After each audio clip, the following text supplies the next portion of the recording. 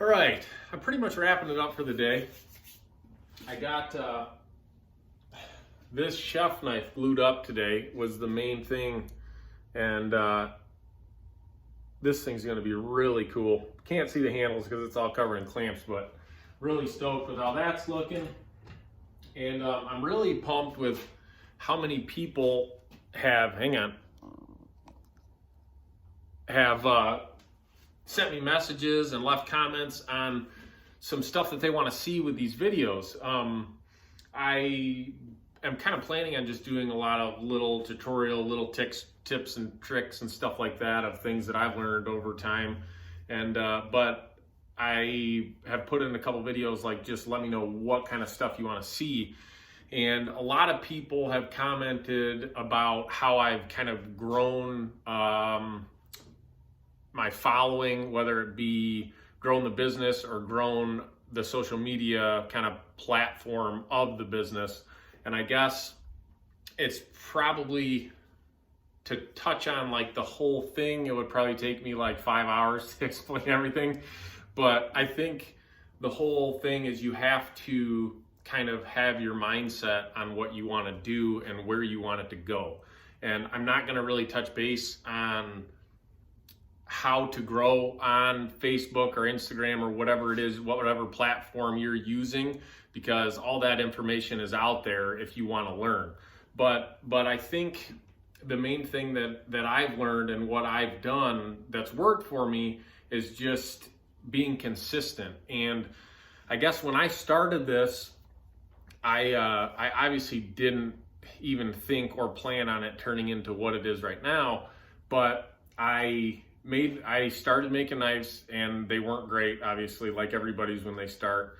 And I kept trying to get better, and I kept watching other people on YouTube and learning from everybody. And I guess that's, as far as growing any type of business, whatever it may be, you need to, before you try to put something out there, whether you're making it or whatever it is, it has to be a quality product. You can't start just selling things to people and not knowing that they're going to work right. So I guess, to start, if you're a new knife maker or a new, in any sort of business it is, you have to be able to create a product that works, and it has to look good too, or people aren't going to want to buy it. So what I did is I started off and I started making a few knives and just posting them on my personal Facebook page. And I don't have that many like people on there, like a few hundred or whatever. And I got a lot of people that said, wow, that's cool. Wow. Probably just like you guys have had as well. And I sold a few knives that way. And these were some of the first knives I made. Looking back at them, I'm embarrassed about what they look like, but they perform right. That was the main thing for me, is I wanted to make sure the heat treat was done to where I know if the edge is going to hold up, it's not going to break.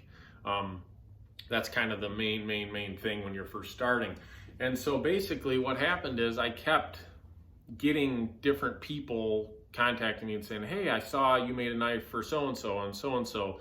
Can you make one for me? And it just started to grow and grow that way until, and I don't know how many knives I sold at that point. There wasn't very many. I decided I was going to try to make a little side kind of hustle business, and I made a Facebook page that was just for my knives. As far as how that grew, it took a long time. I really don't know what it's at right now. My Facebook page is it's over 2,000 people follow it or something like that. And basically what I did is I put a lot of my knives out there. I shared it on different like Facebook pages that I was already a part of, since I do a lot of hunting and fishing knives, I shared it on a lot of different of those kind of pages. And I think a lot of people don't do this because a lot of people look at that stuff as kind of like spam, like you're throwing your stuff out there, buy this.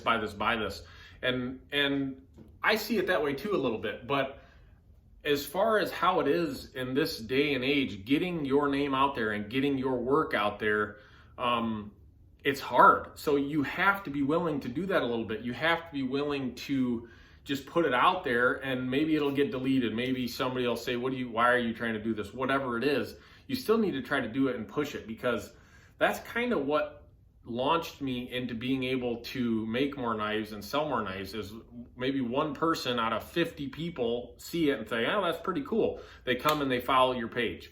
So every time that happens, you're growing, and it's not at all like some crazy overnight success type thing. It's very gradual, at least for me. There's some people that are way better than me, and it did grow a lot faster. And if you guys know what my knives look like, they're clean and simple and functional, and they're not the crazy Damascus mosaic awesome like what you've probably seen as well. And that's a whole different thing we could talk about. But I got a lot of people that were kind of average people that saw my knives and thought, man, that's cool. I'm going to follow this guy and see where he's going.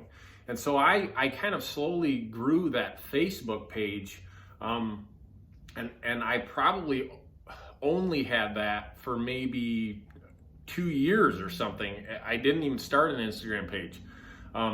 But I guess the main thing that you should take from this, I'm not trying to ramble or whatever, but Instagram is what got it to where it created a lot more business for me. I don't know exactly why. I think that Instagram just has a little bit more following than Facebook, I guess. So like, just for example, like my Facebook thing, I've sold a lot of knives off of it, and I still continue to use it because it works and I have a good customer base on it. But like I said, I think that one has like maybe 2,000 followers, and I've had that now for 4 or 5 years. My Instagram's over 10,000, and I've had it for, I think, 2 years now or something like that. A lot less time, and it's grown a lot faster. So I think, and that's kind of why I wanted to start this YouTube thing too, is just to put one other branch out there to where you need to be willing to do that. You need to not put all your eggs in one basket, and that goes for whatever business, for whatever you're doing.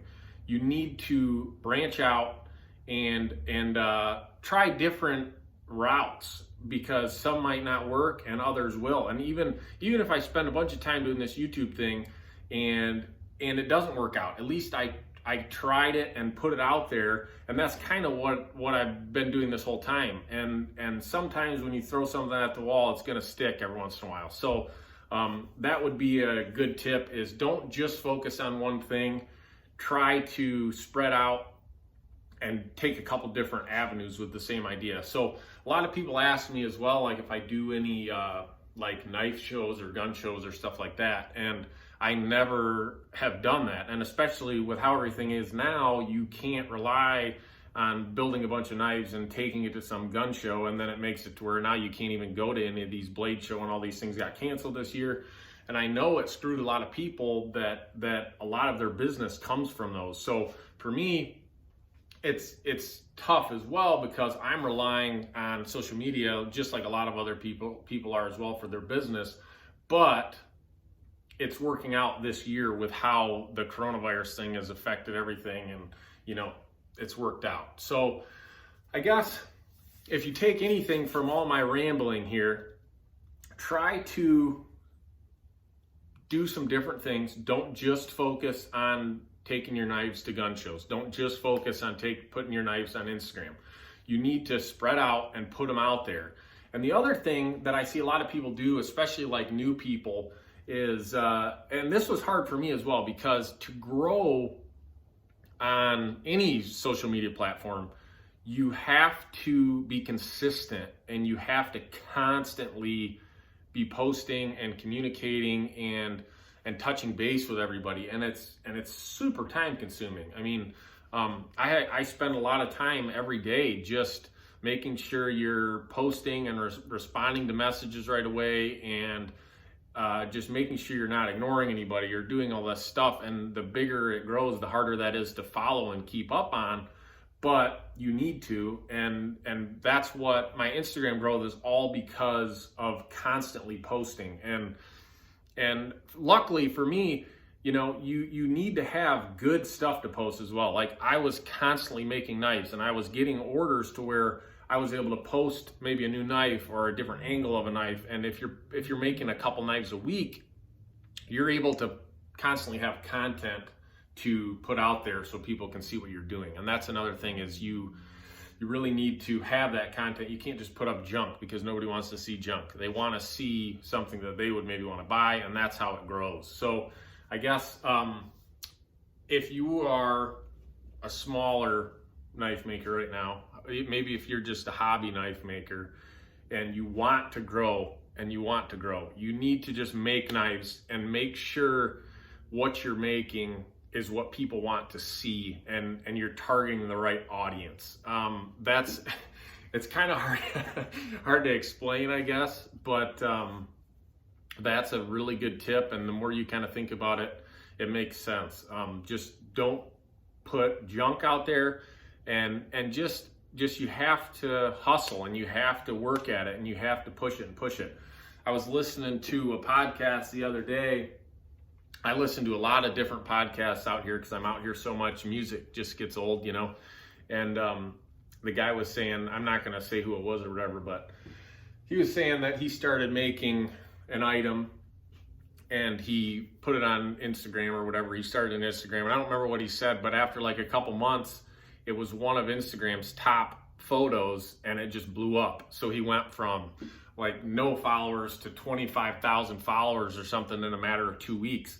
And that's unheard of, really, in this whole thing. Like, you can't ever hope and think that that's going to happen, because it's such a gradual, slow process to get to where you have this good following. And the other thing he was talking about is blowing up like that isn't always good, because you're getting all of these fake followers that don't buy your stuff, that don't comment on your stuff, that don't really help you as a business. Yeah, your numbers look good, but if they're not involved in what you're doing, it doesn't matter.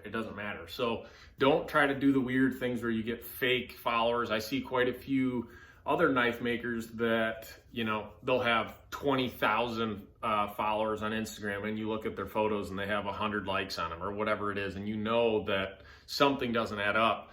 And the more I talk to people, the more I see how many people, I guess you can, buy different followers, do stuff like that. Don't even look into that stuff, because it's not going to help your business grow as far as making sales, because that's what you're trying to do.